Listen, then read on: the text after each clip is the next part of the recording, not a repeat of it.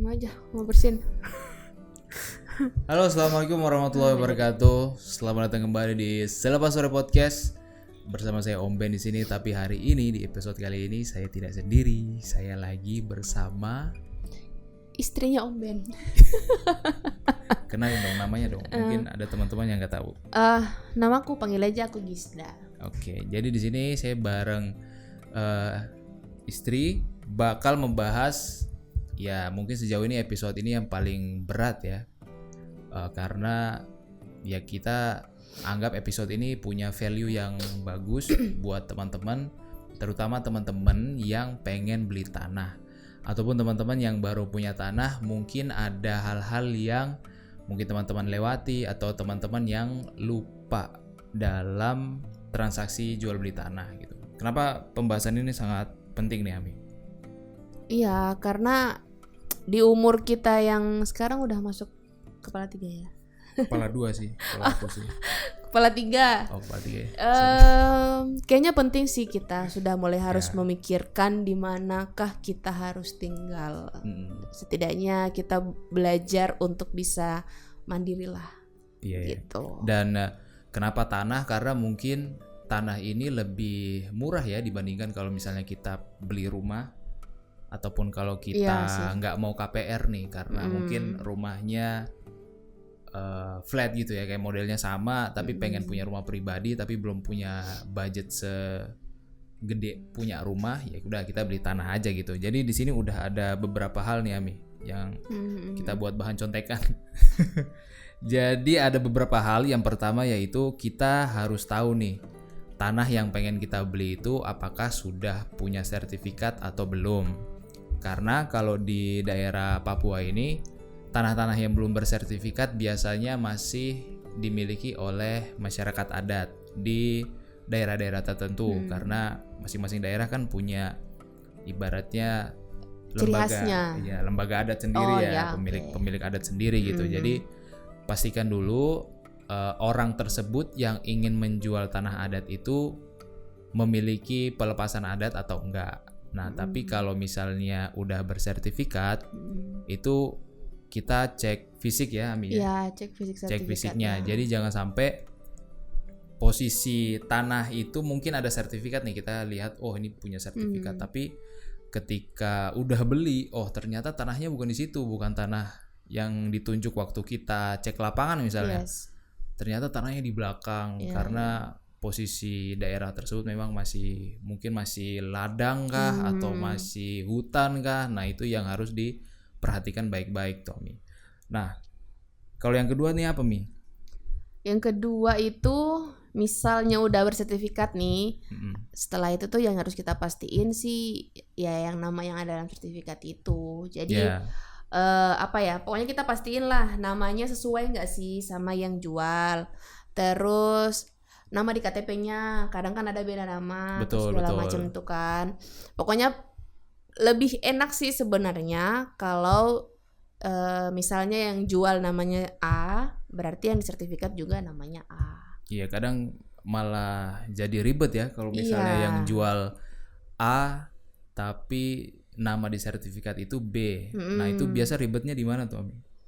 Kalau misalnya yang si B tadi itu orang tuanya, terus kemudian ternyata sudah meninggal, kan orang sekarang kan kalau misalnya literasinya kurang atau pengetahuannya minim, pasti kan terima-terima aja, yang penting sertifikat di saya gitu. Betul, karena lihat fisik sertifikat karena kalau yang punya meninggal itu otomatis nggak bisa langsung balik nama, dia harus turun waris dulu ke nama anak-anaknya, siapa-siapa aja yang ada. Kemudian nanti anaknya itulah yang nanti transaksi lagi untuk balik nama sertifikatnya. Iya, berarti cukup ribet ya. Jadi teman-teman kalau misalnya udah lihat sertifikat, jangan langsung deal nih, jangan langsung bayar nih. Apalagi kalau murah.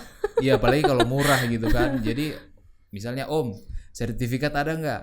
Ada. Oh, kita lihat namanya ini. Nah, kita minta tuh KTP-nya si Om ini. Kalau misalnya nggak sama, mungkin kita harus cross check ya hubungan Om ini dengan pemilik di sertifikat itu. Kalau misalnya itu anaknya, ya mungkin lebih mudah dibandingkan kalau mungkin itu makelar atau segala macam. Kalau masih keluarga lebih mudah sih. Betul. Karena hal tersebut bakal berpengaruh yang tadi Ami bilang, kayak balik namanya. Apalagi kalau orang tuanya udah nggak ada, wah itu ribet banget ya. Iya, betul. Panjang banget. Jadi harus dipastikan sesuai antara sertifikat dengan penjual tanahnya gitu ya.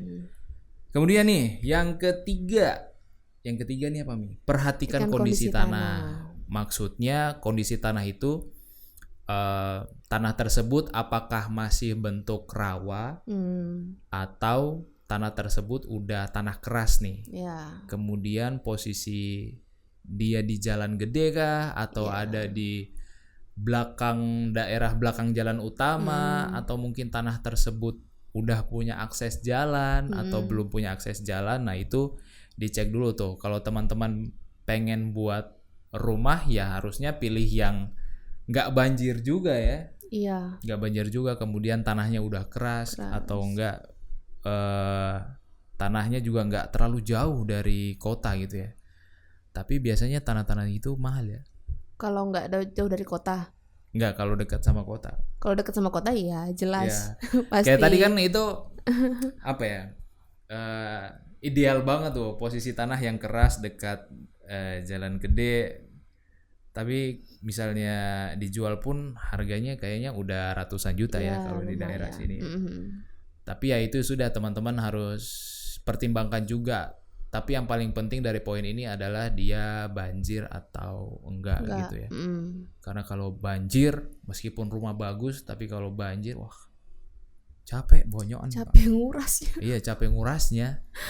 Terus poin berikutnya apa nih Ami? Itu tadi poin ketiga. Poin berikutnya adalah itu jangan lupa pasang patok.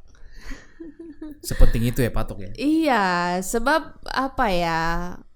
Patok itu pokoknya teman-teman harus pahami bahwa patok itu kewajiban si pemilik tanah. Jadi misalnya teman-teman mau beli tanah di suatu tempat gitu, terus yang jelas harus cek lokasi ya. Jangan istilahnya kayak apa beli kucing dalam karung gitu ya. Cek lokasinya, kemudian tanya sama si penjualnya, Pak batasnya di mana? Biasanya sih kalau orang zaman dulu pakainya pohon, entah ada pohon besar di situ, betul, patoknya pohon ini. Tapi kan sekarang lebih modern.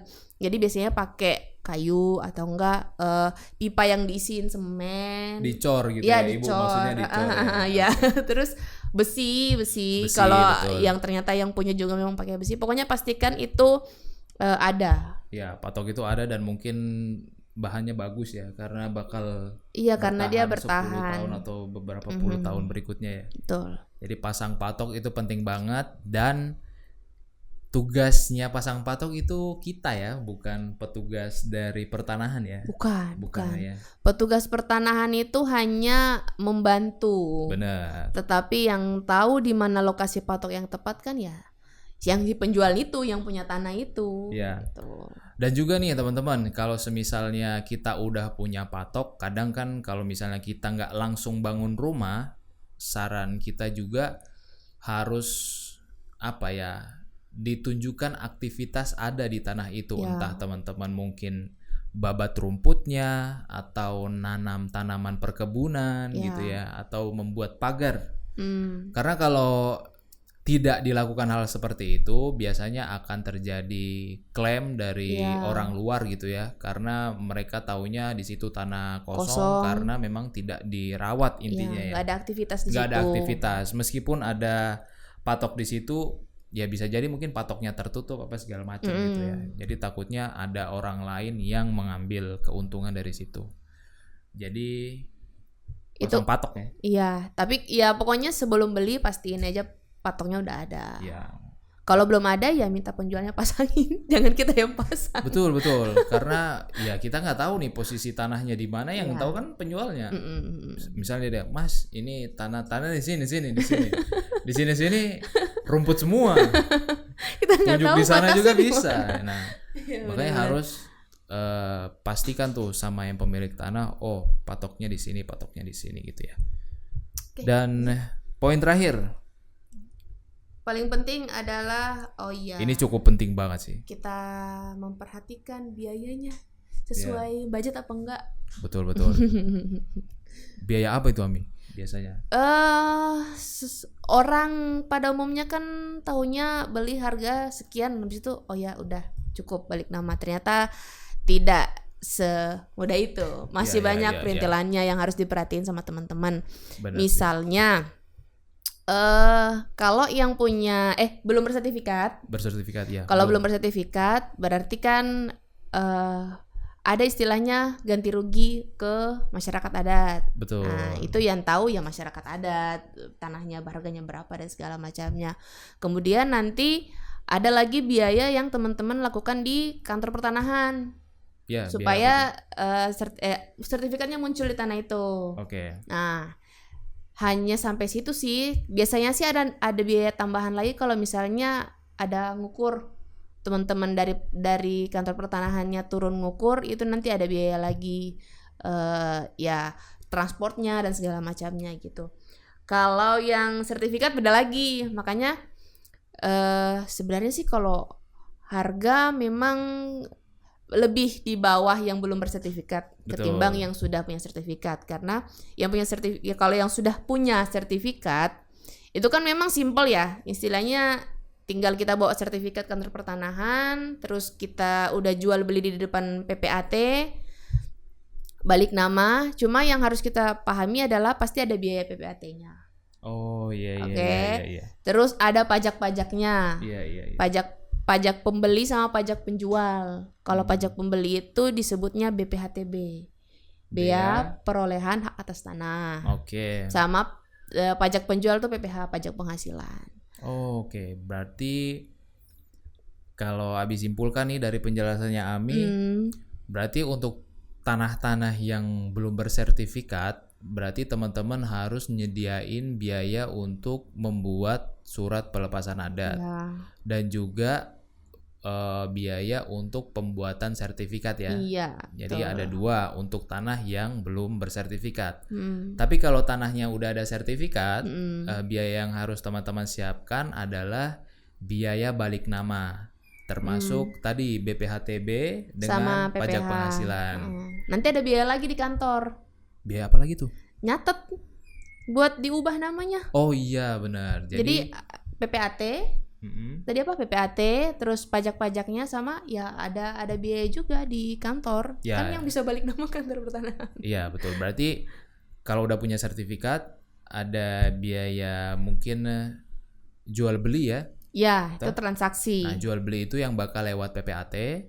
Kemudian ada biaya dari pertanahan itu sendiri, mungkin turun ukur kah atau pencatatan administrasi. Nah, itu nanti teman-teman bisa jadiin bahan buat apa ya? Bisa dijadiin bahan buat nego ke pemilik tanah nih. Kayak misalnya, sudah Pak, saya bayar segini tapi terima bersih gitu ya, atau enggak bayar agak lebih murah tapi kita yang ngurus sendiri. Ya, gitu. Misalnya 100 juta saya terima bersih sudah atas nama saya, atau enggak sudah Pak 90 nanti 10 jutanya biar saya ngurus balik namanya. Nah itu bisa gitu ya. Jadi kurang lebih hal-hal tersebut ya, karena yang betul tadi Ami bilang, kadang kita nggak paham dan kadang kita juga tergiur nih dengan harga murah. Bayangin kita tahu. Misalnya nih orang datang tiba-tiba, Mas saya punya tanah nih 10-15, harga cuma 40 juta di daerah Aimas misalnya. Siapa yang nggak mau ya, karena di daerah Aimas itu kan tanahnya mungkin udah di atas 100 juta ya untuk 10-15. Nah tanpa pikir panjang, tanpa cross check ke kantor pertanahan, ya udah langsung kamu DP dulu lah, misalnya 10 juta atau DP 5 juta. Nah setelah DP mungkin orangnya pergi kah, orangnya nggak jelas, atau mungkin kamu pegang sertifikat dia kasih, kamu nggak cross check ke lapangan, pas tiba-tiba kamu mau bersihin lahannya, mau bangun, wah ternyata di situ udah ada sertifikat lain, ternyata posisinya di belakangnya gitu ya misalnya. Nah itu yang kita hindari ya Ami. Ya betul. Jadi kita harus cermat, kita harus berhati-hati juga biar tidak boncos ya, karena tanah ini kan kita pengen pakai nih dan pakai dalam jangka waktu yang panjang, lama. Jadi kita nggak cuma perhatikan tanahnya, mungkin juga faktor lingkungannya juga ya. Apakah lingkungan tersebut aman, atau mungkin bising karena dekat jalan gede gitu ya. Iya. Jadi ya kurang lebih ada 5 ya, ada 5 hal yang tadi kita udah bahas dan barangkali ada tambahan, Ami? Udah sih, itu aja ya? Cukup. Oke. Pokoknya itu yang paling penting lah. Iya. Jadi kalau saya bawa istri di sini berarti pembahasannya sangat-sangat bermanfaat ya. Amin. Amin. Semoga bisa membantu. Semoga bisa membantu teman-teman semuanya. Oke, terima kasih sudah menonton Selepas Sore sampai saat ini. Kami berdua pamit undur diri. Take a position. Wassalamualaikum warahmatullahi wabarakatuh. Dadah.